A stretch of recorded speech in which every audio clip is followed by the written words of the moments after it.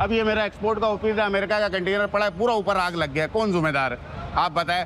हम इनको रिटर्न भी देते हैं, FBR के रिटर्न फाइलर है, सारे टैक्स सब कुछ पेयर करते हैं, उसके बावजूद कराची में ये आलम है। ठीक है, कोई इनको पूछने वाला नहीं है। मेन इसके जुर्मदार जो है केसी है।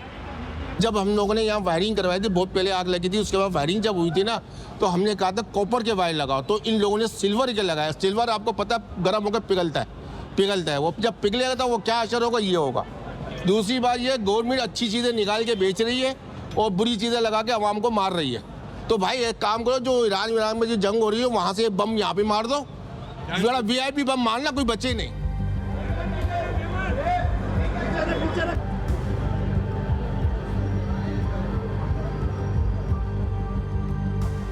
हमने विक्टिम तो कोई भी अभी अवेलेबल नहीं है। हमारा अभी कूलिंग का अमल जारी है। हमने फायर पे कंप्लीट कंट्रोल पा लिया है।